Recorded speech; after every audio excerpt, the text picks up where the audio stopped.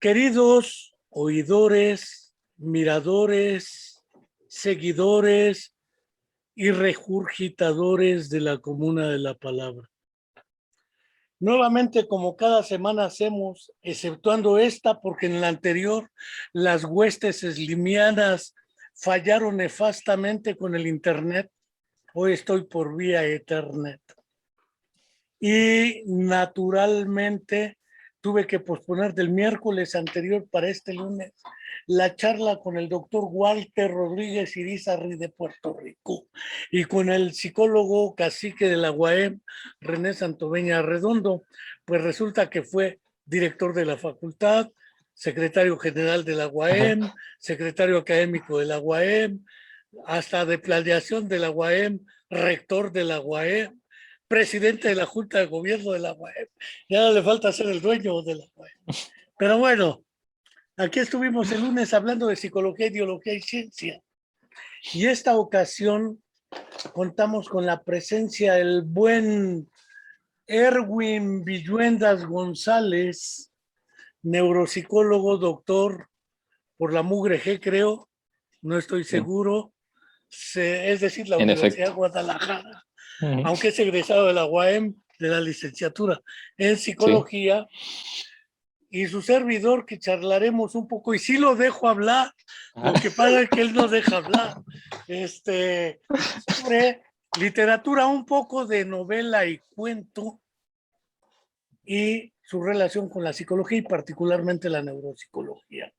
No quiero comenzar sin antes recordar, como cada semana hago, que se cumple una semana más, un mes más, un año más, y la explicación verosímil y creíble de los 43 jóvenes estudiantes de la Escuela Normal Rural Raúl Isidro Burgos de Ayotzinapa en Tixla de Guerrero sigue pendiendo como una deuda histórica, y la mentira histórica permanece sin ser cubierta por el velo de la verdad histórica. Ahí vamos, a pasos agigantados, como dijera el viejo Lenin, damos un paso adelante y dos pasos atrás. Pero así vamos avanzando en este asunto de los 43 estudiantes jóvenes de Ayotzinapa, maestros normalistas rurales. Y no quiero dejar de enviar también a Angélica Rodríguez Monroy, mamá de Virineada Naid, alumna de nuestra Facultad de Psicología, desaparecida en contra de su voluntad, porque las cosas no desaparecen, secuestrada y quién sabe qué pasó con ella, y seguimos esperando porque viva la llevaron, y cuando la desaparecieron asesinaron vilmente a su pareja sentimental en el mismo lugar de los hechos. No quiero dejar de enviarle un fraterno saludo y decirle que el compromiso es, mientras no sepamos ni tengamos nada claro, seguiremos demandando esta explicación clara, creíble y verosímil. Hoy no quiero dejar de agradecer al joven doctor, que yo lo conocí casi como rockero, de cabello ultra larguísimo, parecía Coster, un programa de mi época de joven. Pero bueno, ya se regeneró y ahora se cortó el cabello, y yo también, pero bueno, así es esta historia de los cortes de cabello y más. El día de hoy hablaremos con el doctor Erwin Villuendas. Comentaba de la relación de la literatura, novela, cuento. Puedo mencionar, por ejemplo, Funes el Memorioso de Jorge Luis Borges. Puedo mencionar La misteriosa llama de la reina Luana de Humberto Eco, sobre amnesia. Puedo referir, por ejemplo, El perfume de Patrick Süskind, o La paloma de Patrick Süskind, sobre un caso de un comportamiento obsesivo compulsivo. O puedo hablar de Marta Tafalla y Nunca sabrás a qué huele Bagdad, del 2011, sobre anosmia. Ahora está de moda la anosmia por el COVID, pero hace 2 años de la anosmia nadie hablaba, solo Marta Tafalla en su obra casi autobiográfica, Nunca sabrás a qué huele Bagdad. Se ha hablado de psicosis, esquizofrenia y muchos temas en la literatura, ¿sí? El idiota de Dostoyevsky, por mencionar algo, y en el cine, pasadas por el genial Akira Kurosawa, en el caso también del idiota, y otras que ha logrado realizar el buen Akira Kurosawa.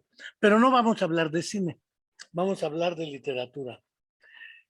Y para cerrar mi boca y darle entrada al doctor Ervin, creo que tiene una presentación, así que le voy a dar antes que cualquier otra cosa, compartir pantalla. No tengo presentación. Perfecto. No, Yo sigo prefiriendo es, a Valor es Bolchevique como buen la cosaco del mala, la cubano. mala.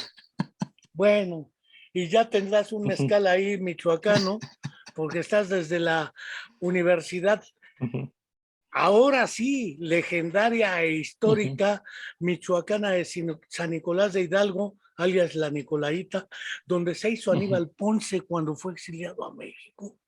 En la Nicolaita estuvo Aníbal Ponce, murió en Michoacán, curiosamente. En Michoacán también Pablo de Sarasate murió lleno de alcohol, su obra violinística en Paracho, precisamente, porque se hartó de charanda, charanda y más charanda. Pero dejo a Pablo de Sarasate y naturalmente a nuestro personaje referido antes, dejo las pirecuas, Flor de la Canela, la Josefinita, el dueto Sancán, y dejo la palabra al doctor Ervin Villuendas González. Gracias. Y para lanzar 3 preguntas al vuelo, ¿sí existe relación Claro. entre esto, entre literatura y neuropsicología, por ejemplo? Porque los estudios de caso también están documentados. Podemos hablar de uno como El hombre con su mundo destrozado, de Alexander Romanovich Luria, que por lo demás Néstor Brownstein en un libro que se llama La memoria, la inventora, dice que es el Sostakovich de la psicología Luria, y que en realidad Sasetsky es un invento porque no hallaba cómo pelearse con Stalin. Ondas que se le van al web. Néstor Brownstein. Y también refiere que el caso de La mente del mnemónico, un pequeño libro sobre una gran memoria, una primera traducción de Trillas, la segunda de Jordi Peña, Casanova en España, y que no son en sentido estricto novelas, son estudios de caso, y no refiero al insigne preclaro ínclito epónimo Oliver Sacks, aunque todavía no conozco un síndrome de Sacks, pero bueno, esperemos que la eponimia no nos haga caer en las trampas de la fe. Y ¿qué tiene que ver esto? Porque lo de Sachs a veces es literatura, a veces no. Lo de Luria también, a ver, él hablaba de ciencia romántica y ciencia de verdad. Adelante, Ervin, y cierro mi boca. Bien, muchas gracias. Bueno, primero, muchas gracias por la invitación. Es un placer estar aquí. Y por supuesto que me da muchísimo gusto esta invitación desde alguien que yo admiro mucho y que en buena parte es responsable, lo quiera o no, de que yo me haya dedicado a la neuropsicología. Enrique, para quienes no lo saben, él me dio clases hace más de 5 años. Eso sí. Mucho más de 5 años. Y bueno, pues él de alguna manera hizo que me fueran gustando algunas cosas de la psicología y de algunas áreas de la psicología en particular. Y pues heme aquí dedicado a la neuropsicología y además, pues otra de mis pasiones, aparte de la música, es la literatura. Y digo, no porque me dedique a la literatura, sino porque me gusta mucho leer. Soy un vicioso de la lectura y no de la lectura en general, sino de 2 géneros en particular que se mencionan por ahí en el cartel, de la novela y del cuento. Esas 2 cosas, vaya, creo que no podría estar sin ellas. Vamos con las preguntas. Entonces, bueno, estuve dándole vuelta a si preparar una presentación, pero preferí irme más por el formato de charla entrevista. Me gusta más para este tema, que lo lineal de una presentación. Entonces, estuve dándole vueltas un poco al asunto cuando me propusieron el tema. Y por supuesto que la primera pregunta que sale es cómo es esa relación. Entonces pensé en varias maneras de abordar esto. La primera que se me ocurrió es cómo la neuropsicología se puede reflejar o puede representarse en la literatura. Es decir, cómo los procesos psicológicos han sido en algún momento, porque todos lo han sido, por supuesto, representados en poesía, en novela, en cuento, en ensayo, etc. Y entonces el primer volumen que vino a mi mente fue uno que me recomendaron hace algunos años, que es una cosa un poco rara. A ver si la conoces tú, Enrique. Bueno, es muy probable. Se llama Órbita de Alucinación, de Isaac Asimov. Y Viejo libro. es una compilación de hace ya bastantes años de cuentos de ciencia ficción de diferentes autores y están organizados a manera de que cada uno represente un proceso psicológico. Hay un cuento relacionado con lenguaje, otro relacionado con memoria, otro más relacionado con pensamiento, etc. Ese es de los primeros que recuerdo en los que alguien hace un esfuerzo de, digamos, compendiar la manera en que cada uno de estos temas es tratado por la psicología, perdón, por la literatura. Cada uno de estos temas de la psicología es tratado por la literatura. Se los recomiendo ampliamente porque quienes nos están viendo seguramente ya tendrán por ahí lápiz y papel. Es Órbita de Alucinación de Isaac Asimov. Difícil de conseguir, bastante difícil de conseguir. Pero bueno, si logran echarle el guante a uno, cómprenlo, cueste lo que cueste. Se puede conseguir versiones electrónicas, eso sí. En internet alguien lo escaneó y ya está por ahí disponible. Y de esa antología, porque es también de los que pocos se mencionan, hay un cuento en particular que me gusta mucho, que es La máquina del sonido, de Roald Dahl. Tiene que ver con percepción. Algo que vemos muchas veces en las clases sobre percepción es que nuestro rango perceptivo está limitado. Es decir, hay más cosas de las que podemos percibir por una cuestión estrictamente sensorial. Nuestros receptores no abarcan todo el rango de posibilidades, sino abarcan el que nos es útil a nosotros. Bueno, en ese cuento, Roald Dahl se plantea, ¿y qué tal si pudiéramos mover ese espectro? ¿Qué tal si pudiéramos escuchar lo que normalmente no escuchamos? ¿Podría haber ahí un mundo inquietante? Vale la pena que lo lean, se los recomiendo mucho. Entonces, se me ocurrieron varios libros en los que ocurre precisamente esto. Hace ratito mencionabas a Humberto Eco, a Dostoyevsky. Muchos autores han representado de alguna manera procesos psicológicos y por ende procesos neuropsicológicos en la literatura. Pero se me ocurrió otra manera de abordar el dilema, porque esa relación por supuesto que está establecida. Lo que pensé es, bueno, ¿y si platicáramos un poquito, más bien en el sentido inverso, sobre qué le hace digamos, la práctica cotidiana de leer literatura a los procesos psicológicos del que lee? No es igual que leer cualquier cosa. Y no es casual que entre los géneros que se propusieron para esta plática esté la novela y el cuento, porque son los que más me gustan, y no esté, por ejemplo, la poesía. A la poesía A mí me gusta realmente mucho por lo demás. está muy bien, pero, por ejemplo, yo le entro muy poco. Yo le entro muy poco. No descarto en algún momento leer más poesía, pero se requiere algo distinto para leer poesía que para leer un cuento o una novela. Igual que la lógica de la escritura es muy diferente. Digamos, el uso del lenguaje evidentemente es distinto. El privilegiar, digamos, la estructura a nivel de significantes por sobre los significados, esa es una de las posibles explicaciones sobre el funcionamiento de la poesía, pues es algo que ocurre en la poesía. En la novela y el cuento no es tan primordial. Lo principal tiene que ver con el contenido, aunque por supuesto también se cuiden las formas. Entonces, de ahí me puse a pensar, bueno, ¿qué pasa con el que se dedica a leer literatura? Insisto que no es igual que cualquier otro género. La literatura la mejor literatura es incierta, es ambigua. Tal vez por eso algunos le atribuyen ese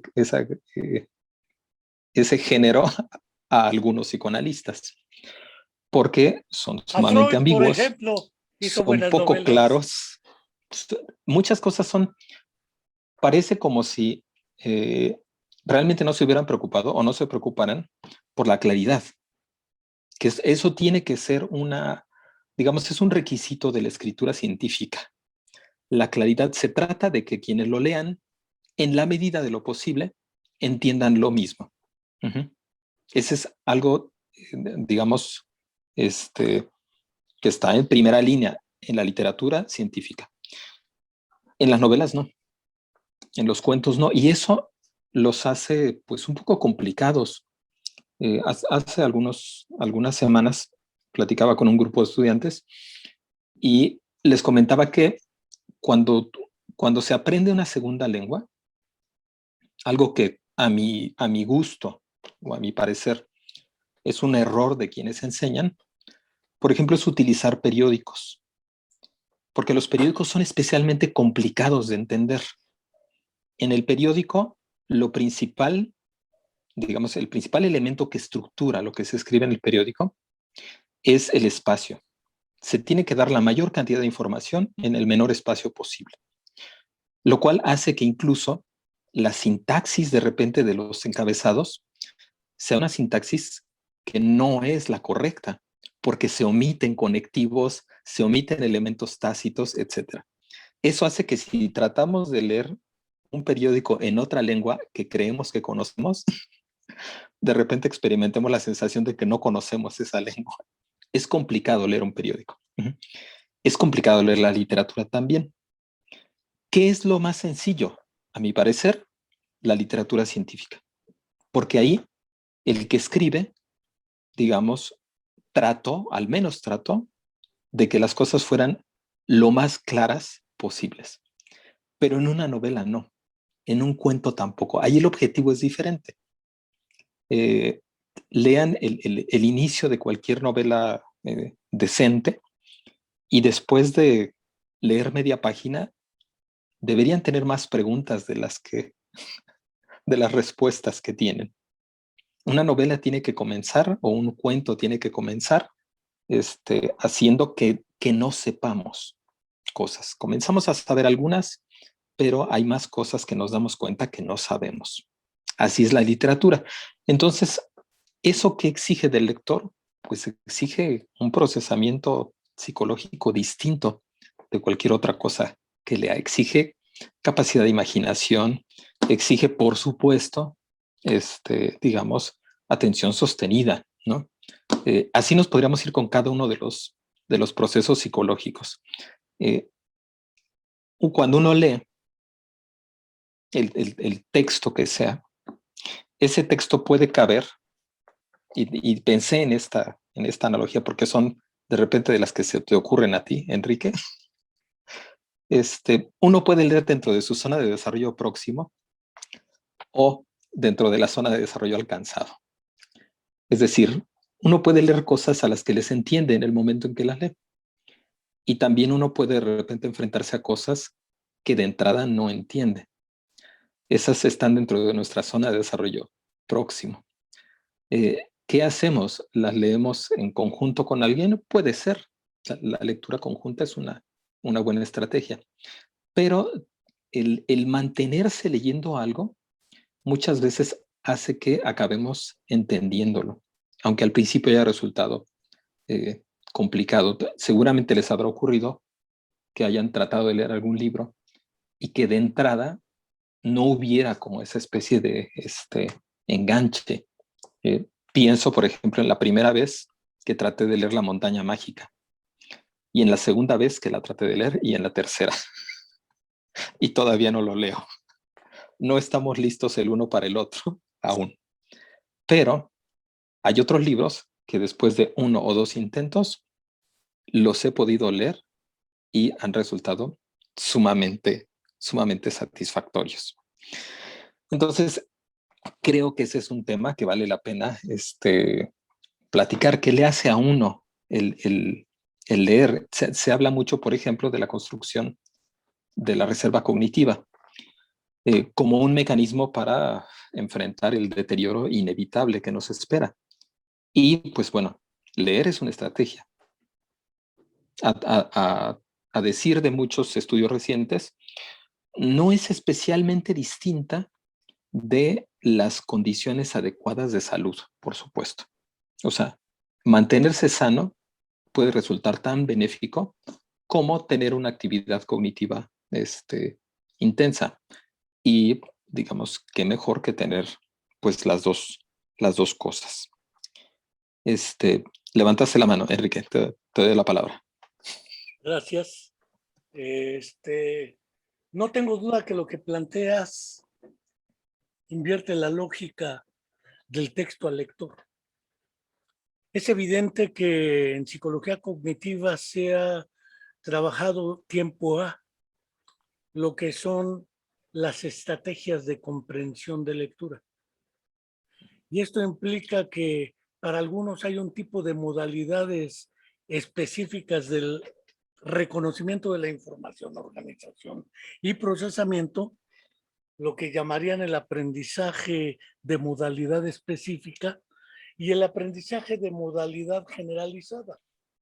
Esto que planteas tendría que ver un poco cuando de las primeras novelas que leí que me recomendó ampliamente un compañero de la facultad cuando era yo estudiante, hace ya muchos lustros y décadas, no muchas, pero sí. El doctor Omar Torreblanca Navarro, que era compañero de mi grupo, lo mismo que Gerardo Hernández Rojas, el de Paradigmas en Psicología de la Educación, íbamos en el mismo grupo, me recomendó Sirio de Olaf Stapledon. Un perro súper ovejero que juega ajedrez, piensa, habla y su relación con la genética. Me impresiona cómo efectivamente, y Brunner lo subraya muy bien en Realidad Mental y Mundos Posibles, la novela y el cuento están estructuradas a partir de personajes. Sin personaje no hay novela ni cuento. La poesía no. Sí. Aunque sea el nocturno a Rosario, Rosario es una coartada. Para esa cosa que empieza asquerosamente, pues bien. ¿Qué poema empieza con un pues bien? Yo necesito decirte que te adoro, decirte que te quiero con todo el corazón.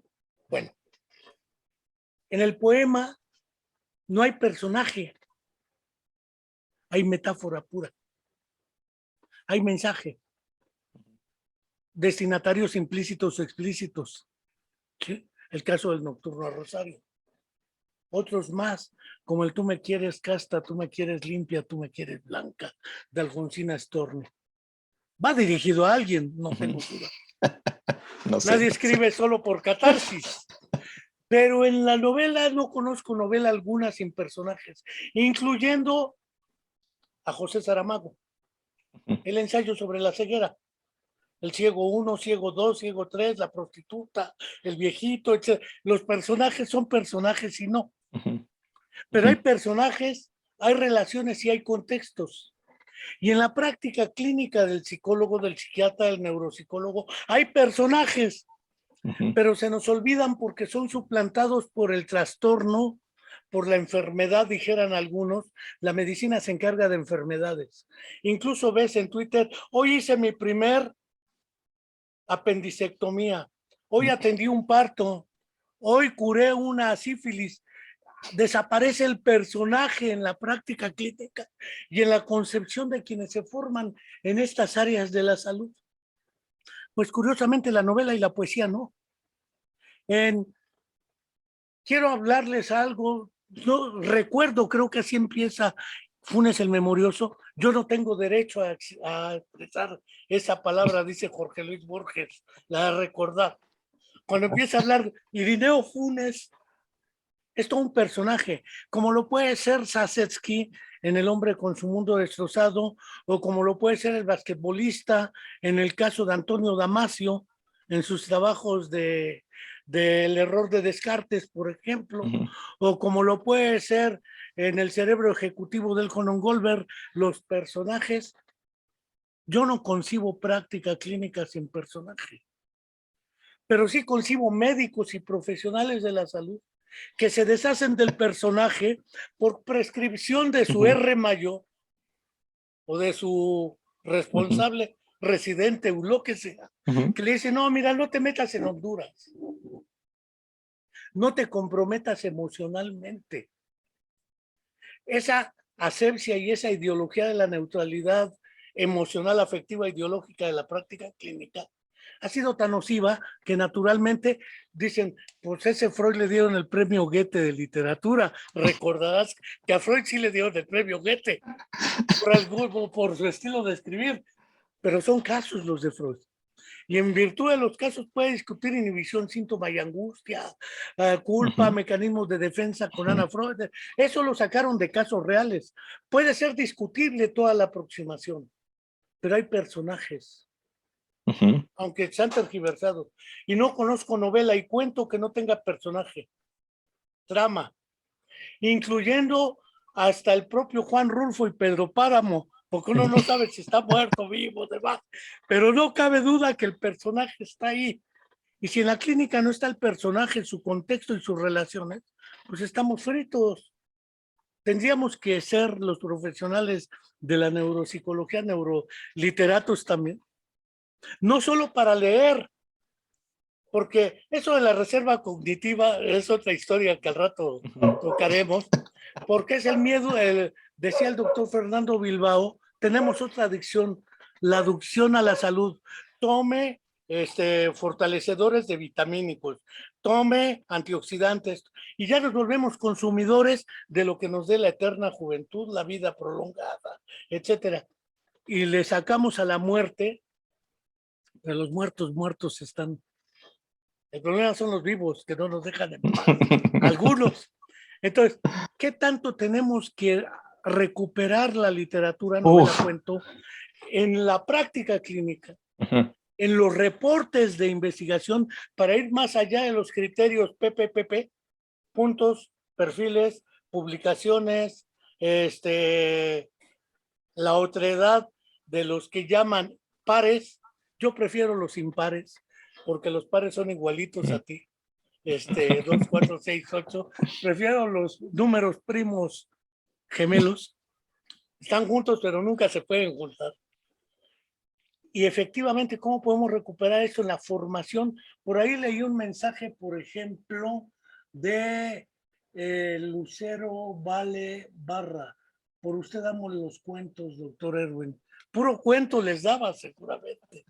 Pero no cabe duda que esto es parte de la formación de las nuevas generaciones, de los profesionales en funciones y de cómo reportar casos. Creo que son más seductores esos que los reportes en papers. Caput. Es que, o sea, yo creo que no es una cuestión de elección. Bueno, lo que mencionas está, yo creo que bellamente desarrollado, y creo que lo mencionaste al principio, en el prólogo de Oliver Sacks al hombre que confundió a su mujer. Esa discusión creo que queda ahí zanjada. La importancia de la persona a la que se está viendo, ¿no? Muy por encima de, del cuadro. Pero,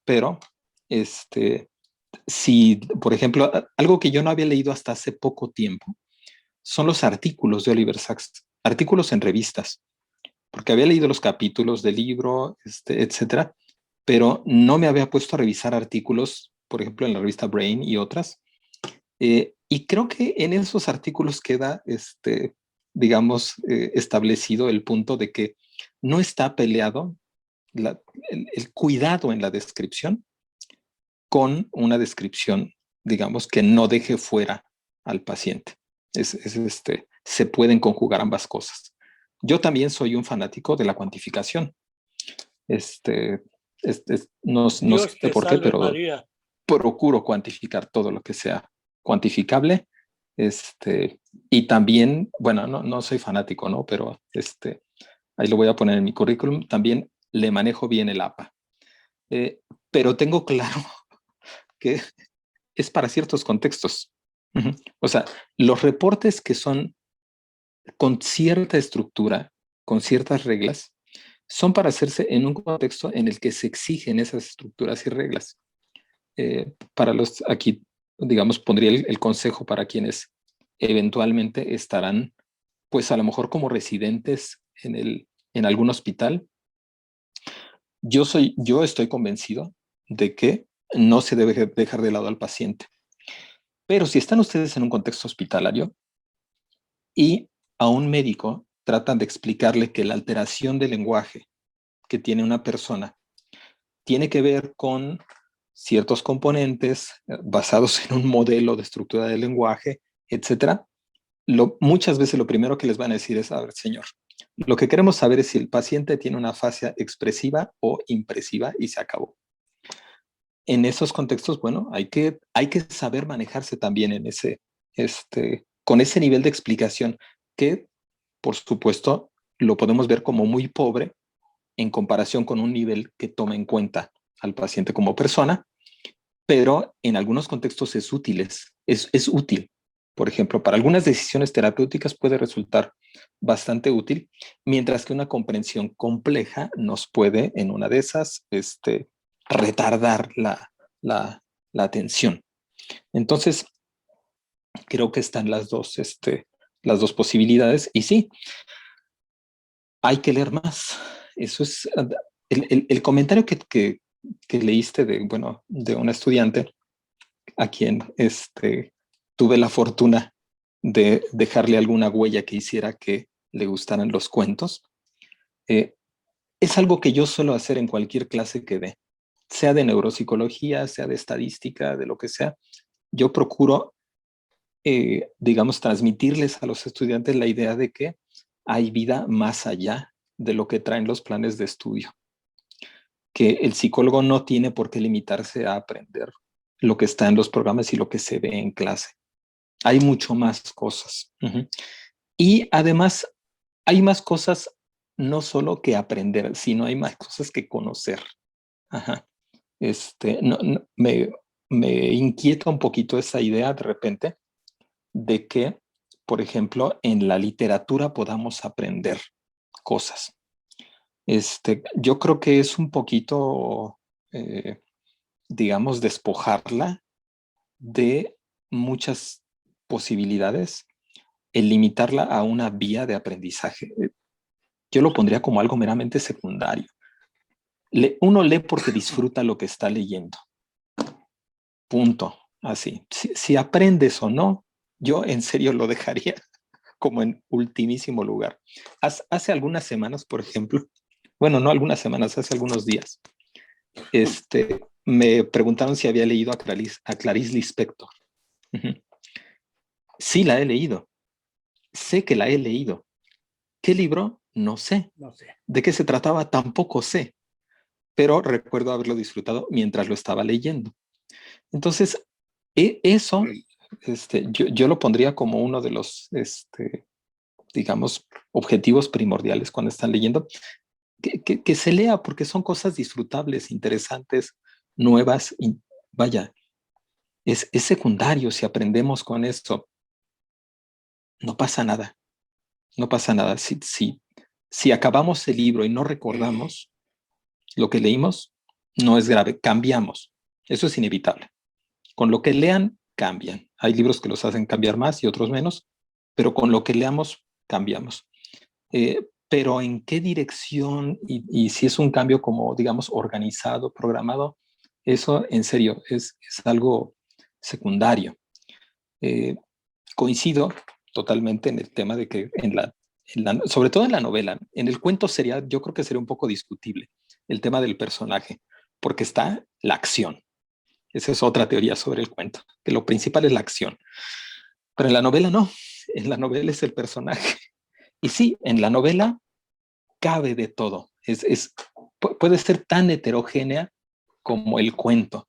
Vaya, si en el cuento tenemos los de estructura clásica con el dilema y después el desenredo del dilema y la conclusión, también valen mucho la pena los cuentos que tienen estructura atípica, que ahora ya no sería tan atípica. Digo, si uno de los clásicos como Chekhov es el responsable de la estructura atípica en el cuento, pues entonces no es tan atípica. Es toda una familia de tendencias en el cuento. En la novela, pues hay de todo. Ahí sí, vaya, recuerdo desde las novelas que son como claramente imaginables y claramente, que uno se puede imaginar fácilmente llevadas al cine. Hay muchas que tienen esa forma. Y hay algunas otras que están planteadas de manera intencional para que no logren, digamos, tener esa otra representación. Hay una novelita por ahí que rara vez escucho y que incluso el otro día alguien leí que decía que era la peor novela de Kundera, que se llama La Inmortalidad. Es de las menos leídas de sus novelas y tiene una curiosidad que es imposible llevarse al cine. Y dentro de la novela él lo dice. Dice, voy a escribirla de tal manera que no se pueda llevar al cine, porque no me gustó lo que le hicieron a mi otra novela. Entonces, hay muchas que tienen esa forma. No es representable. Pienso en los, vaya, ahorita me vienen a la mente muchos de mis favoritos, y por supuesto pienso en los relatos de Calvino, que son representables e imaginables, como los de los amores difíciles, y en los que son imposibles, o a mí me parece que son imposibles de representar, como los de las cosmicómicas, que se los recomiendo como una de las cosas más divertidas que podrían encontrar. Relatos de ciencia ficción, pero no sobre el futuro, sino sobre el pasado, sobre cómo era la vida antes. ¿Cómo era la vida? Imagínense. ¿Cómo era la vida en el Big Bang, antes del Big Bang? Cuando toda la gente tenía que vivir en un solo punto. Eso lo relata Calvino. Sí, bueno. Lee el cuento de Calvino. Sí, claro. Había gente y no había espacio. Entonces la queja de que tenían que estar junto con otros que no eran muy agradables y no se podían hacer a un lado es interesante. ¿Cómo era la vida, por ejemplo, antes de que hubiera una atmósfera en la Tierra? ¿Cómo era la vida en el momento? Hay un cuento muy bonito en esa colección que se llama El tío acuático, y es sobre un par de adolescentes que tienen un tío que no quiere salir del mar. Ellos ya salieron del mar y están experimentando las bondades de la vida terrestre, pero él se resiste al cambio.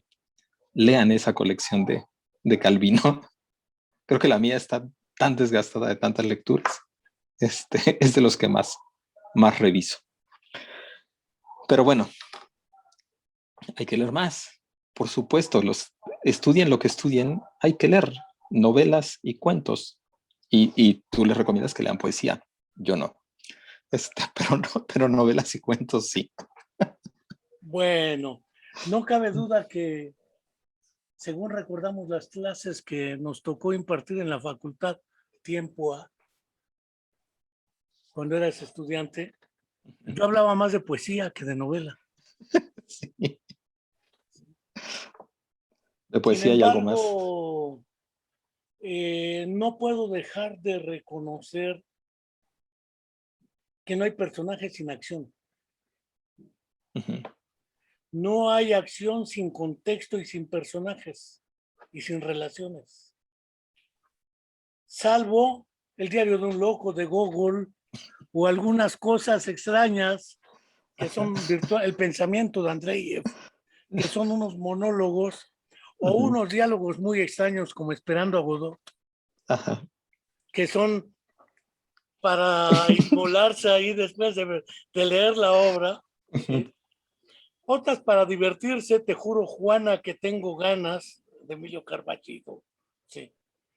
No cabe duda que las estampas de la conjugación del verbo abolir en presente del indicativo, pero es teatro. Ese Entonces, es otro. esa es la otra vertiente. Ajá.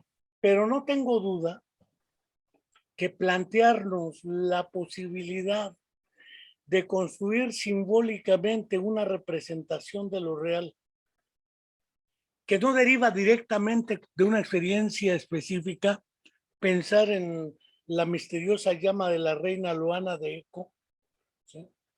El personaje que tiene una amnesia muy selectiva además, se le olvida el doble del amante y que es la amante y resuelve el problema con la esposa, la psicoanalista. Pero creo que, además de la erudición y citación que tiene ahí el libro, bueno, es el estilo de Humberto Eco, puedo pensar en otros casos más silvestres, ¿sí? Puedo pensar en Kenzaburo E de Japón, Premio Nobel de Literatura también, ¿sí? Una cuestión personal. A propósito del nacimiento del hijo con un daño cerebral, secuelas de la explosión de Hiroshima y Nagasaki. Pero es una experiencia personal que la novela. En realidad, parte de la obra de Kenzaburo es sobrevivir tiene un libro, Vivir con un hijo con discapacidad, Cartas a los años de nostalgia, etcétera. Entonces, son trabajos que tienen que ver con el ahora enfrentar lo que no esperabas. El hijo para el que te dicen, ya espere que se muera. Es más, ni lo bautice porque si acaso va a quedar como un vegetal y cuando no se muere le preguntan qué nombre le quiere poner, qué nombre le puedes poner a algo que no va a hablar ni caminar y que va a ser como un vegetal. De hecho, el afrontamiento que también los clínicos lo enfrentan a la hora de presentar a los familiares a mí me ha pasado, su hija va a morir, su hermano va a morir y resulta que no se mueren cuando dicen. Estos asuntos de enfrentar los dilemas existenciales también están planteados ahí, no a manera de las fábulas, porque las fábulas tienen otra estructura, ¿sí? Sí. Intencionalmente moralizante, o no sé si sea así tan deliberadamente, pero no cabe duda que tratar de extraer enseñanzas, como dices tú, aprendizajes éticos o morales, es una dimensión que no está ni en el cuento ni en la novela, pero sí no es en la para fábula. eso. Pero sí en la fábula. Pensar en los aforismos como expresión de ese estilo también, ¿sí? Aforismos estilo los mínimos de Efraín Huerta, ¿sí? La que quiera azul celeste, que se acueste. Del dicho al lecho, hay mucho trecho. Soy la mujer más feliz de mi vida, Lilia Prado 1. Lilia Prado 2, si no fuera por mi salud ya me habría muerto. De verdad que ese arte del cocodrilo Huerta de extraerlo, o de Cardenal en sus epigramas, o en los epigramas de Epícteto, te marca otra posibilidad de representar fenómenos morales, éticos, estéticos, lógicos, pero el cuento y la novela no. El cuento y la Cuando menos novela... los buenos no. Cuando menos los buenos no. Es que el problema de hablar de buenos y malos también es un problema bien relativo, ¿sí? Pienso, por ejemplo, en Pushkin. Eugenio Onegin, que hasta acaba en ópera con Tchaikovsky. Una ópera cursilona, pero bueno, eso era Tchaikovsky, pero la ópera incluso misma como tragedia. Parte de la tragedia griega es la ópera y el psicoanálisis. Entonces, pensar en esta idea de la literatura como recurso, dices tú, leo por placer. ¿Y el que escribe qué? ¿Qué busca el que escribe? Porque debe ser una psicología distinta o una neuropsicología distinta. Sí. Del que con la imaginación crea la novela, del que la lee y trata de recuperar o no algo, aunque sea como decía un comercial de nuestra época, por el placer de ser. Y lees. Erwin. No, ese es otro dilema, ¿no? El tema de los que escriben. Recuerdo la primera vez que leí El nombre de la rosa de Humberto Eco, de las primeras cosas las ideas con las que me quedé es cómo es posible que haya alguien capaz de pensar esto, capaz de pensar todo esto y de ponerlo en papel. O sea, ¿qué nivel de procesamiento psicológico debe tener alguien que es capaz de imaginarse esto y de plasmarlo en papel? Han circulado por ahí últimamente, seguramente lo has visto o alguien de quien nos está escuchando lo ha visto, las imágenes, por ejemplo, de las notas de Dostoyevsky, sus bocetos, los bosquejos para la escritura. Es, en serio, ¿no? Digo, no sé ruso, por supuesto, pero me dan una idea de lo complejo que fue para él planear la estructura de las novelas grandes. Eh, sí, se requiere un procesamiento psicológico ultra de buen nivel. Uh-huh. Para cualquiera de los novelistas. O sea, pienso no solo en, ahorita mencionaste algunos, pues, de los, digamos, de los consagrados, ¿no? De los que yo diría que escribían buenas novelas. yo, yo sostendría la distinción entre buenas novelas y malas novelas en el siguiente sentido. Y que no es idea mía, es una idea también de mucha gente. Digamos, lo que hace mejor a la literatura, o una de las cosas que la pueden hacer mejor, es su apertura. Que no traten de venderte alguna idea. Uh-huh.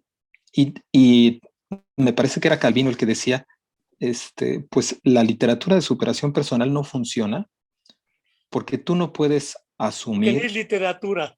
una conclusión que alguien te está dando. O sea, el otro llega a la conclusión y me la da, yo no la voy a asumir jamás.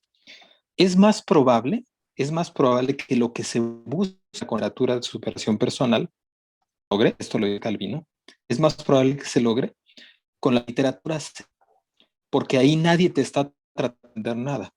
Tú llegas a la conclusión a la que llegas, que es necesariamente la que buscaba el autor. Y esto tú lo puedes ver con las grandes, las que se consideran como las más grandes novelas, ¿no? Madame Bovary, por ejemplo, Ana Karenina, el mismo Quijote, no tienen una sola interpretación, Valga tienen la comparación entre las tantas obras. interpretaciones, sí, tantas interpretaciones como lectores y lecturas. Si la lees 5 veces la misma novela, llegas a 5 conclusiones diferentes, porque no eres el mismo cada vez que la estás leyendo. Pero eso se logra en la medida en la que la obra está abierta. Me parece que es un concepto de Humberto Eco, que esté inacabada, que te requiere a ti para completarse. Hay un escritor, digo, muy socorrido entre la gente que le gusta el cuento, que es Raymond Carver. Y una de las características de los relatos de Carver es que lo más importante del relato no está escrito ahí.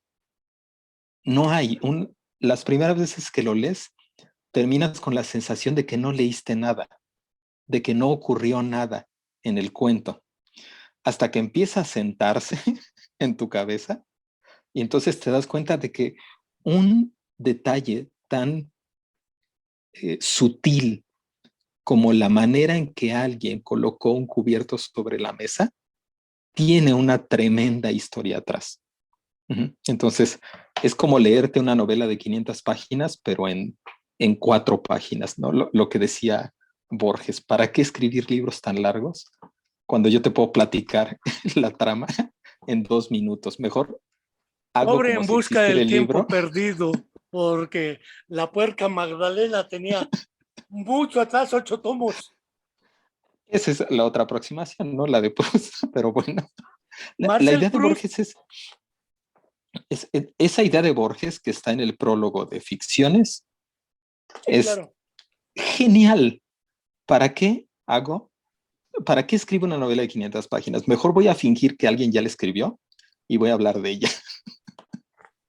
Y Sí, pero entonces, por ejemplo, Marcel Proust En busca del tiempo, pero hasta se encerró. Y hay nada un, más mira, por la puerca Magdalena y el té.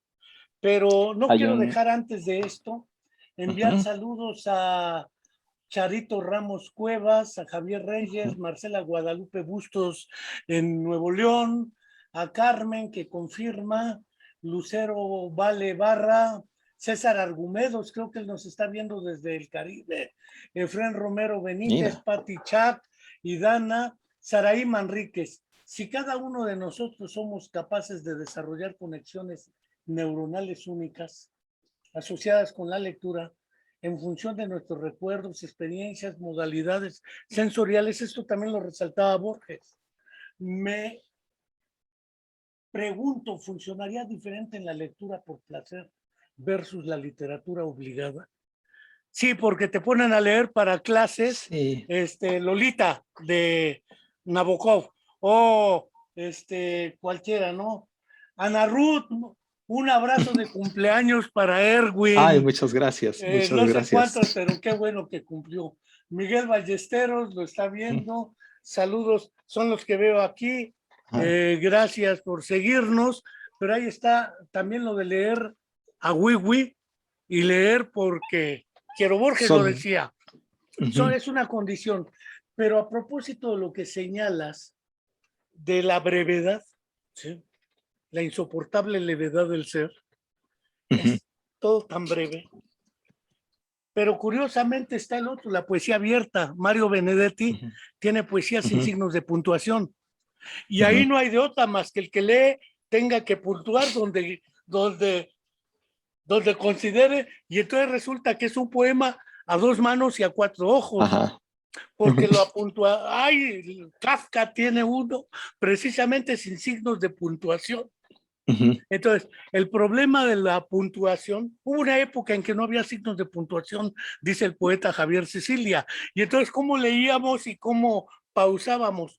Ni Solamente con la espacios, no había ni inspiración, no había espacios. ni espacios, entonces, era un reverendo desgarriate. El acto de leer también es un proceso condicionado social e históricamente. La novela también. Pensar, por ejemplo, en Sherlock Holmes, pensar en el detalle, porque el puerco detalle, o Sí. en los cuentos aquellos de el doble asesinato de la calle de la morgue, la casa de Usher, etcétera, que también en narraciones extraordinarias viene bien porque el detalle es el que cuenta. Sí. Un puerco cabello puesto donde no debe estar. Y dices, joder, decía Ángel Rivier, eso es para Asperger. Alguien que está en el detalle, ¿serás Asperger? Adelante, Erwin. Puede ser, puede ser. Me recordaste a lo que decía Jorge Ibargüengoitia.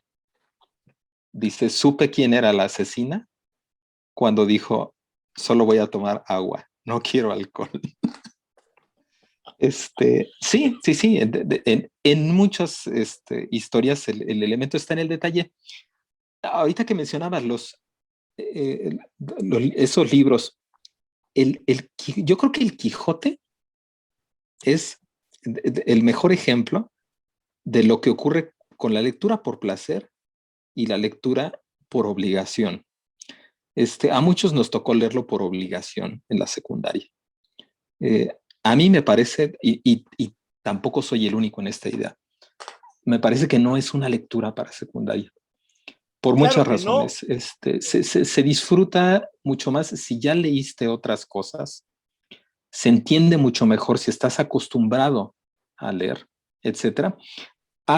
Una estudiante, con ella platicaba hace algunos meses sobre el Quijote, me dijo que ya lo había leído y lo que le pregunté fue, a ver, ¿lo recuerdas como algo increíblemente divertido? Si no lo recuerdas así, lo tienes que leer otra vez. Es muy divertido, pero a mí me pasó lo mismo. La primera vez que lo leí, tampoco lo encontré divertido, lo encontré pesado, lo encontré complicado, etcétera. La última vez que lo leí, me parece genial, me parece ultramoderno, me parece que muy merecidamente se le considera por La obra muchos cumbre. la obra máxima de la literatura y no es gratis. Logró hace tantos años cosas que a algunos novelistas apenas se les comenzaban a ocurrir hace unos pocos años y él lo logró pues magníficamente, ¿no? Esa es de las, digamos, de las obras más abiertas que hay. ¿Cuántas interpretaciones, cuántos libros hay sobre el Quijote? Más de 4. Seguramente.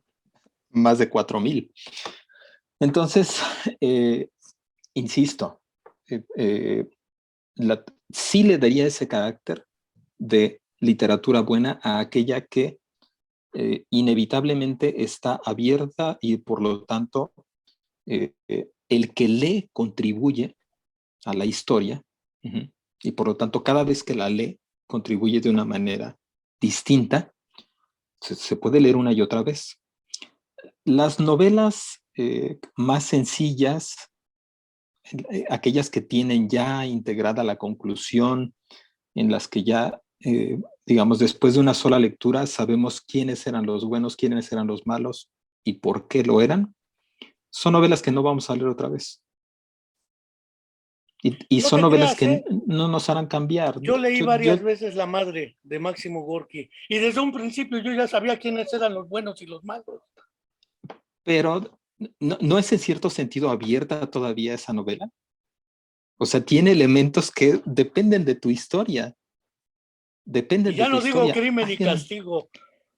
Mucho más, pero fíjate, por ejemplo, hay un cuentito que leí hace poco de Eudora Welty, no recuerdo el nombre, pero está en sus obras completas, en el que durante el desarrollo de la historia hay como tres personas de diferentes edades. Hay una niña, hay una mujer joven y hay una mujer grande.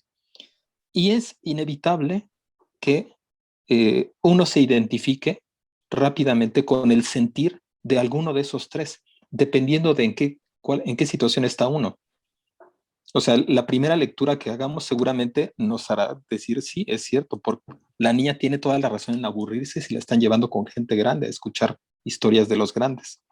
Y la segunda vez que lo leamos, a lo mejor nos identificamos con la mamá de por qué la llevaba. Y la tercera vez que lo leamos, seguramente nos identificaremos con las señoras grandes, que son las que están hablando y hablando y hablando de cosas de las que han hablado una y otra vez. Entonces, bueno, esa es a la literatura a la que hay que tirarle. Regresando, porque ahorita parece que estamos haciendo un ensayo oral sobre la literatura.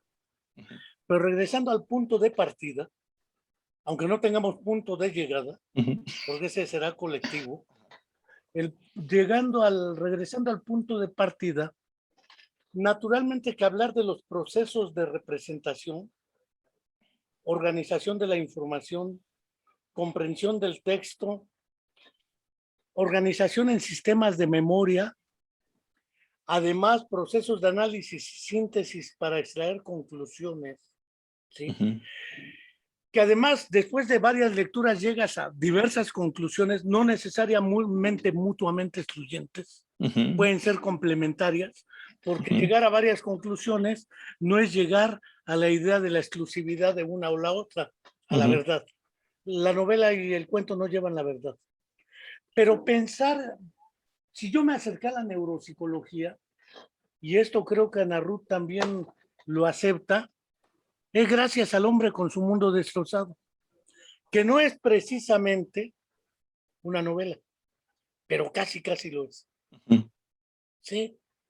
Después de ese trabajo, haber leído El hombre que confundió a su mujer con un sombrero, como artículo, no como libro, y haber leído el caso de Phineas Gage como artículo y no como libro, son los que realmente me incitaron.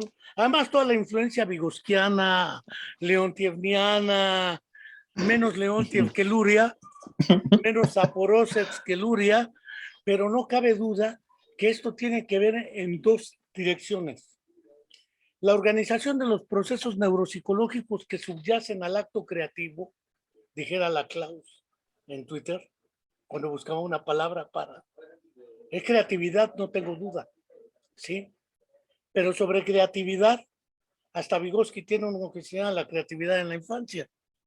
Son temas que se han trabajado de antaño en psicología del desarrollo. Pero el desarrollo de la creatividad en las estrategias de compensación y rehabilitación de las cuales habla Vygotsky, pensar en la sordiceguera, la creatividad para manejar un sistema lingüístico alterno que sea tocándose las manos, la lengua Lorne, que presenta muy bien Herzog en El país del silencio y la oscuridad, dedicado a Fini Straubinger, ¿sí? Pensar en Helen Keller, Si eso no es creatividad y estrategias de compensación psicológica y neuropsicológica, porque ahora resulta que si aparece una afasia en sordos, ya no será una afasia auditiva, porque pues es sordo congénito, nunca ha oído. Esos son los casos que me atraen, ¿verdad? Pero no cabe duda que si se queda léxico un ciego que era ciego y se queda léxico al braille, está quedándose léxico con los dedos y con el tacto. Y los expertos en el tema no hablan del tacto en los procesos de lectura y comprensión. El audiolibro, que es otra modalidad, la lectura en braille, que además espaciotemporalmente está organizada de una manera distinta a la lectura en sistema visual, porque lees de golpe en el sistema visual, mientras que en el sistema táctil vas por partes, vas palpando. El papel de la palpación, toda la psicología del tacto que vimos ha sido una porquería, presión, dolor y temperatura, y se nos ha olvidado reconocer áspero, suave, agradable, desagradable, emocionante, no todos esos. Por eso decía, cuando una pareja va tomada de la mano, no digo, mira, ahí va un sistema musculoesquelético epidérmico tomado de otro sistema musculoesquelético epidérmico. Decía Rubinstein que nada No? más ¿Por qué sufre, no? goza o llora. No es el cerebro, ni el sistema musculoesquelético epidérmico. Es algo que requiere una totalidad concreta, dijera Cosico. Pero el punto de todos esos procesos para la lectura y comprensión, novela y cuento, porque no es solo el personaje, es la acción y las representaciones que el personaje tiene, ¿sí? Pensar en El diario de un loco, de verdad, las representaciones que trae el personaje no tienen perdón de Dios. Pensar en el monólogo como diálogo interiorizado con un alter ego, según plantea Vygotsky o Balón en el Socius, no cabe duda que en la literatura entra esto en juego. Si no, no comprenderías, dijeras tú. Para leer algo hay que haber leído previamente otras cosas. Curiosamente, yo no empecé con el Quijote, por fortuna. Qué bueno. Empecé con Vidas ejemplares de Francisco de Asís, Las florecillas de San Francisco. Y mira que los personajes que aparecen son geniales, ¿sí? Empezar con los evangelios y un personaje como Jesús, que toda la infancia no existe, nada más existe como adulto, y como niño y joven nada más hasta la adoración de los magos, la huida a Egipto, la discusión a los 12 años con los doctores, y desaparece. La infancia no existe. En Sinuel egipcio de Mika Waltari pasa algo similar, la infancia no existe, ¿sí? O en Sandokan y otras cosas ya de Emilio Salgari, que es otro tipo de novela, ¿sí? Y cuento. No tengo duda de que se requieren organizaciones neuropsicológicas para ello y se pueden representar en los personajes, en las acciones y en las circunstancias hechos neuropsicológicos, como a veces veo en nuestro colega el neuropsiquiatra Jesús Ramírez Bermúdez en sus 2 diccionarios, que nos presenta personajes y te cambia el panorama de un diccionario. Deja Que le de ser gusta la diccionario literatura para... a él. No, pues trae vena literaria, pero no cabe duda No le que quedaba este de otra. punto, pues puede ser que sí le quedara de otra, ¿sí? Pero se fue a la psiquiatría, pudo haber tomado otra opción, y a la neuropsiquiatría, pero no cabe duda que aquí el asunto es efectivamente en 3 niveles de análisis, como has venido planteando. Lo que implica para el lector, neuropsicológicamente hablando, lo que implica para quien escribe neuropsicológicamente hablando y en el contenido y los personajes de la obra, la representación de tales fenómenos, como en Eco o como o hasta curiosamente en Tantos, hay un Rafael Pérez montón. Gay, en El cerebro de mi hermano. Sí. Cierro. No, y en los casos, esa es otra. En la escritura de los pacientes. Tengo pendiente porque hace poco me enteré de que Baudelaire se quedó afásico.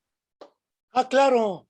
Yo no sabía y hasta me encontré un artículo Lenin se recientemente quedó sobre eso. afásico también y hemipléjico.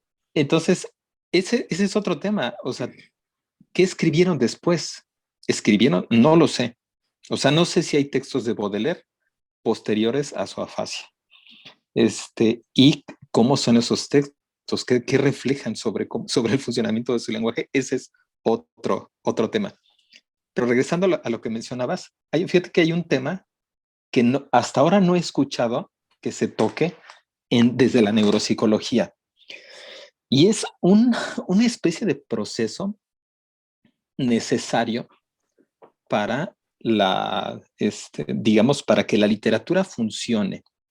Eh, tiene el nombre bellísimo de suspensión del descreer, que implica que para que tú disfrutes algo que estás leyendo, tienes que temporalmente confiar en lo que estás leyendo.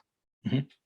Hay una definición, no recuerdo de quién, de la literatura como puras mentiras, que es cierta en gran parte. O sea, ¿qué contiene una novela? Puras mentiras. Habla de gente que ni existió, de cosas que no hicieron, etc. Es una bola de mentiras. ¿Cómo la podemos disfrutar? Olvidando eso. Igual que lo hacemos en el cine. Cuando ves una película, te tienes que olvidar de que las personas que están ahí son actores.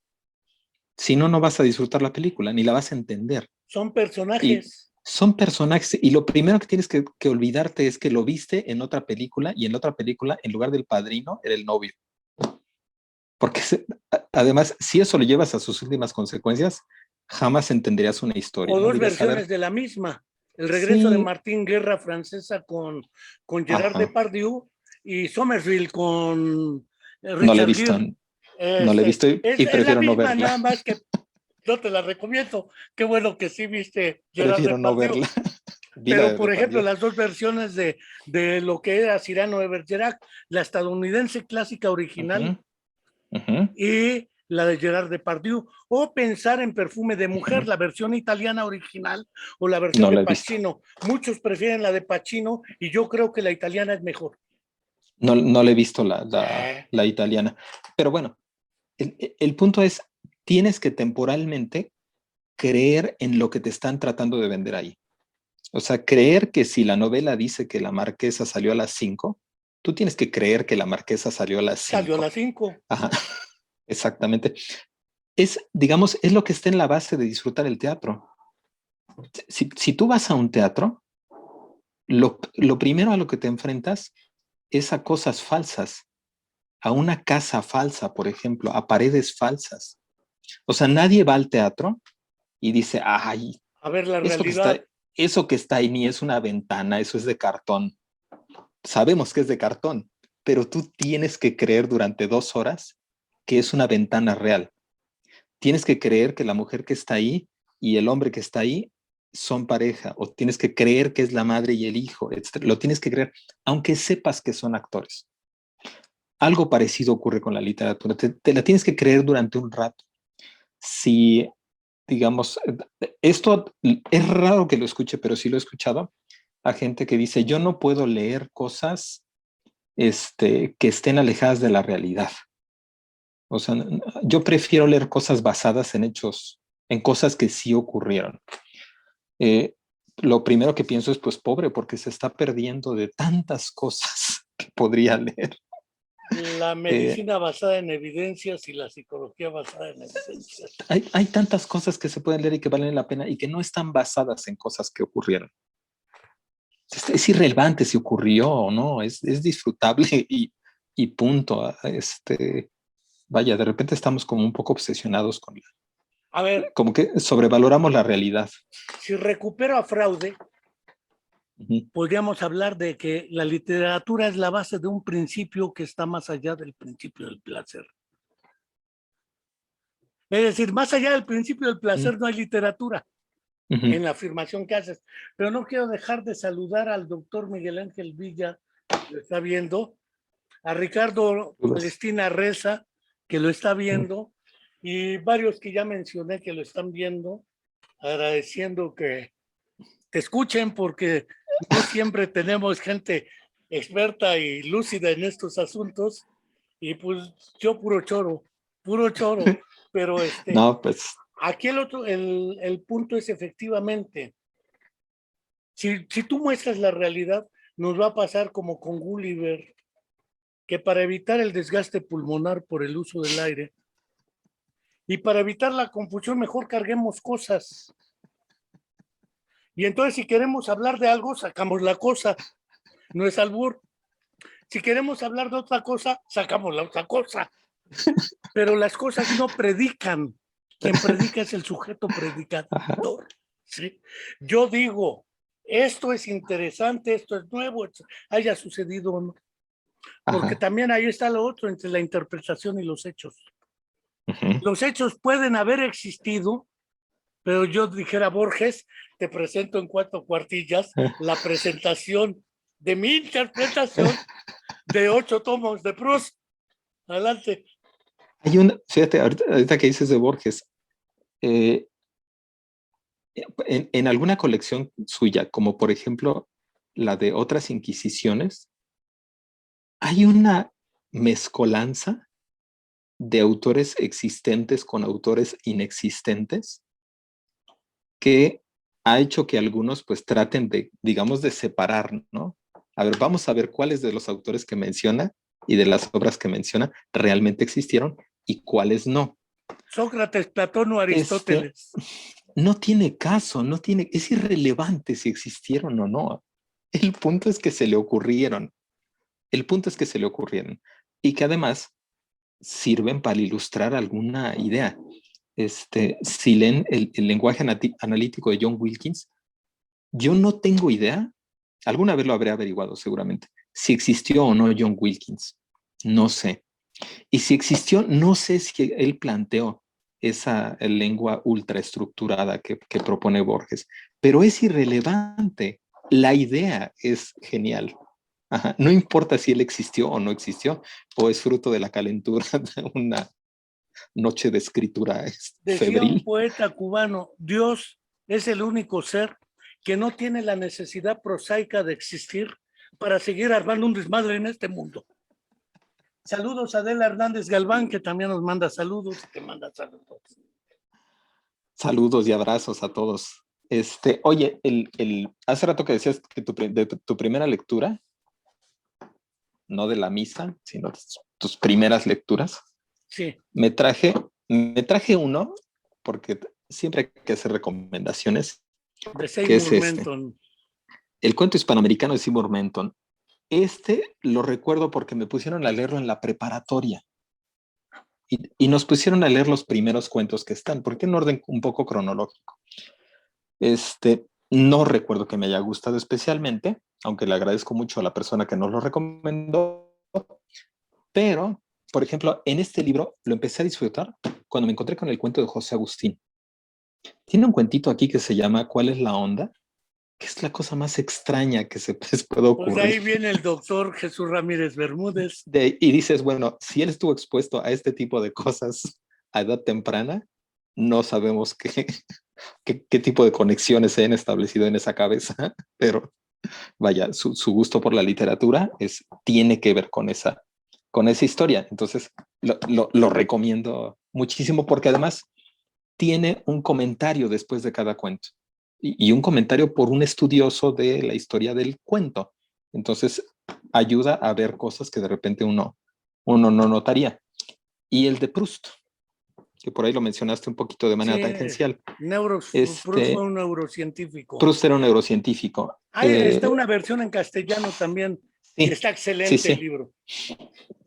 es muy La bueno. traducción no tanto, pero No, no sé, acá tengo el original, pero tiene que ver con eh, una idea que quienes hayan leído a Proust, seguramente se les ocurrió mientras lo estaban leyendo, y es efectivamente, Proust sabía mucho de neuropsicología, sin darse cuenta.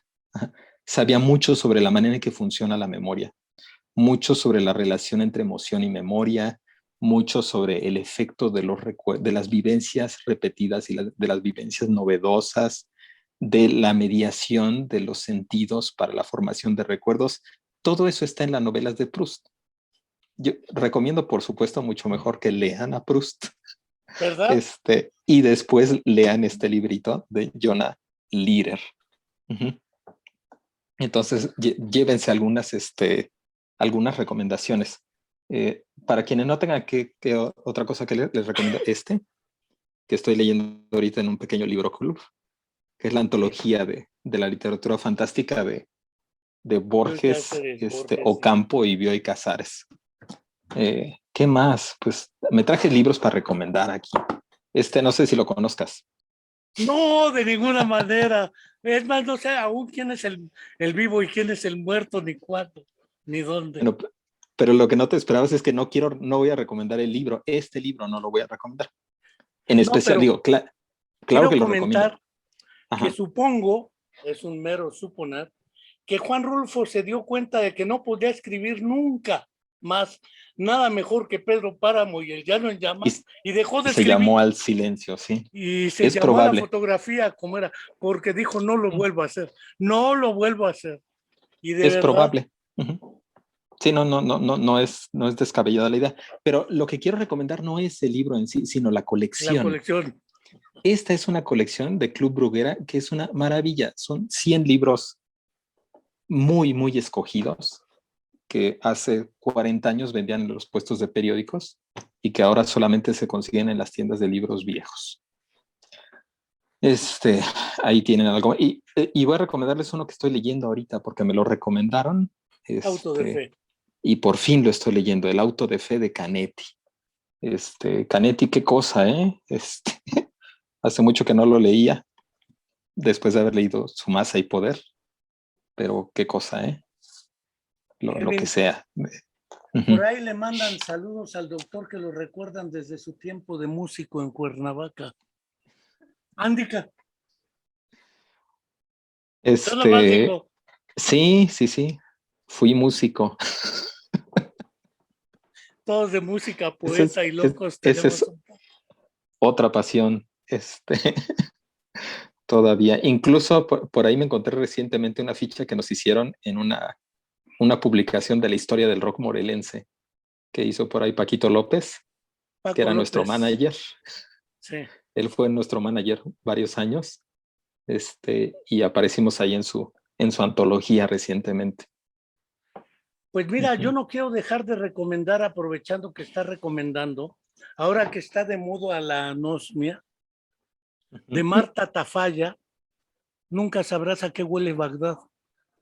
Porque es 10 años antes de la pandemia, un caso de anosmia congénita. Y cómo organizar el mundo sin olores y sin sabores. Mira. A diferencia del perfume de Patrick Süskind, que es la inversa. La capacidad de percibir olores, aunque no existan palabras para nombrarlos.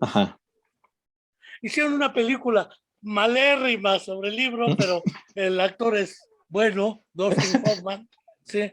Pero creo que vale la pena el perfume y Nunca sabrás a qué huele Bagdad de Marta Tafalla. Y reitero la invitación a leer sobremanera una cuestión personal de Kenzaburo, a todos los profesionales de la salud que dan pronósticos de muerte, porque se nos va de las manos la posibilidad de pensar, ¿y qué tal si no se muere el paciente? ¿Qué tal si sobrevive? ¿Cómo se va a desarrollar? Nunca pensamos en qué debemos hacer para contribuir al desarrollo en las mejores condiciones de alguien que sobrevive a uno de estos eventos. Y el resultado es decir, nosotros lo damos de alta, pero no hay nada que hacer, no va a hablar, no va a caminar, etcétera. Mejor ruéguele a la Virgen que se muera, porque es mejor para todos que se muera. Creo que vale la pena leer. Es un pequeño librito de Kenzaburo, una cuestión personal, porque nos sensibiliza un poco a la hora de esa comunicación sobre pronósticos y recuperar un poco de humildad y decir, a lo mejor me equivoco. ¿Y qué tal si no se muere? ¿Qué hacemos? Siempre pensar, ¿y qué tal que no? Lo voy a leer, ahí lo tengo. Ahí lo tienes. Ricardo me lo prestaron. Valdivia también lo está viendo. Carla Murillo, de la Nicolaita, creo también acá de lo está Michoacán, viendo. sí. sí, Sí, sí. es de allá de Michoacán, saludos. Pues creo que hoy tuvimos récord de seguidores y admiradores Toda la y banda. oidores, toda la banda, incluyendo al gran Perfecto, pues doctor Villa, que es sí, de las de los guardias gurúes, históricas, gurúes. gurúes. Erwin, No, no pues sé que si quieras me da mucho decir, gusto. agregar algo más sobre esto y neuropsicología. Ese de Marcel Proust era un neurocientífico, porque viene hasta el que Sí, inventó las bases para hacer caldos y consomés, que es por el sí, lado del gusto. Viene cosas interesantes. este Viene es, hasta es el, Walt Whitman. viene de todo. Sí, no me acordaba que viene este chef, Sí, claro. famosísimo, que es al que le debemos la comida caliente en los restaurantes, porque antes no se comía caliente ni en el momento. Este, bueno, pues no, quiero agradecerte mucho la invitación, agradecer a quienes estuvieron aquí, les mando un saludo y un abrazo. Gente que conozco desde hace 5, 10, 15, 20, 25, 30, 35, 40 y más años. Y bueno, pues para quienes están aquí por el tema, sobre todo de la literatura, pues pónganse a leer, pídanle a la gente que les recomiende cosas. Algo que yo he aprovechado, por ejemplo, en las ferias de libros, muy en mal plan, es ir a las firmas de libros y a los escritores pedirles que me recomienden libros. No tienen idea de las cosas que me he encontrado con Sí, base qué en bueno. recomendaciones de gente que se la pasa leyendo. Este, Claro. digo, O escribiendo. seguramente, o escribiendo. Entonces, hay un programita que les recomiendo mucho, que es el de Café Chekhov, y eso lo encuentran en internet, en el Google. Lo buscan así como Café Chekhov. Café Es un Checo. programa que se produce en Guadalajara, o se producía, con episodios de 20, 25 minutos en los que alguien relacionado con las letras, a veces son escritores o son editores, recomienda cuentos y explica por qué le parecen recomendables. Entonces, ese programa lo tienen que ver y con papel y lápiz, porque estoy seguro que de cada episodio se van a llevar 4 o 5 recomendaciones de cosas que uno dice, esto lo tengo que leer. Pídanle a la gente Pues que les recomiende cosas y no quiero. recomienden ustedes también. Noemí Sobrano Ortega, mi esposa, también lo está viendo. Uh-huh. Es adictivo. Entonces, creo que vale la pena. Saludos también a ella. Y aquí no quiero dejar de, además de agradecerte, reiterar la Al contrario. invitación a suscribirse a nuestro canal de YouTube, La Comuna de la Palabra, porque programas como estos seguirán. Y naturalmente, el 13 y el 20 tendremos otros programas, lo mismo que el 27. Tendremos la presentación de un libro de fotografía, Los Cristos Frágiles, de todos los Cristos que se quedan tirados en el camino a Chalma, porque están rotos, olvidados, así como se quedan olvidados los personajes que se rompen, que se ocultan, que se esconden, que se encierran, porque ya no cubren nuestras expectativas, de Máximo Serdio, fotoperiodista de acá de Morelos. También se va a presentar con nosotros, con Víctor Hugo Sánchez Reséndiz, una reseña de las misas latinoamericanas, desde don Sergio Méndez Arceo, la Panamericana con mariachis, la misa criolla de Ariel Ramírez, la misa nicaragüense de Carlos Mejía Godoy y los de Palacahuina, la misa colombiana, la misa teposteca, cosas interesantes en la historia de lo que en un momento se llamó la teología de la liberación, que don Sergio tuvo que ver don Sergio Méndez Arceo, de acá de Cuernavaca, y lo que fue la cumbre de Medellín, después del Concilio Vaticano II. Y naturalmente tendremos que posteriormente hablar con mujeres escritoras, Luz Schaffer, porque también las mujeres que escriben presentan cosas. Y generalmente hablamos más de varones. Hoy casi no mencionamos ninguna mujer, por ejemplo. Sí, pues es que, digo, la ¿Sabes? historia de la literatura está plagada de hombres. Afortunadamente, de algunos años para acá, digamos que se han ido diluyendo un poco esas dificultades que hacían que fuera más fácil publicar a hombres. Y bueno, pues por supuesto que hay una oleada ahorita de escritoras, ¿no? Les recomiendo escritoras recientes, vivas, que están por ahí haciendo cosas interesantes. Marianita Enríquez es una maravilla para leer cuentos de terror. Los de Samantha Schweblin, también una argentina, tiene muchas cosas. Y bueno, pues tenemos las cuentistas clásicas mexicanas como Inés Arredondo, Amparo Dávila, la hija del Indio Fernández, Adela Fernández, tiene cuentos magníficos de terror. Vaya, hay Ya muchas, hay hablaremos de muchas. esto. Reitero la invitación a suscribirse al canal de YouTube La Comuna de la Palabra, a suscribirse a nuestro canal de podcast de Spotify, La Comuna de la Palabra, porque ahora lo subimos a Spotify y a La Comuna de la Palabra. Y Ervin Villuendas dice por ahí Ceci de la Cruz, sí, por favor, más pláticas con el doctor Ervin Villuendas González. Creo que bien vale la Platicamos, pena encantado. y tener más Marce Guadalupe Bustos otra vez desde Monterrey, bueno, desde Nuevo León. Saludos, hasta la próxima y muchas gracias. Un Un abrazo placer. y hasta pronto.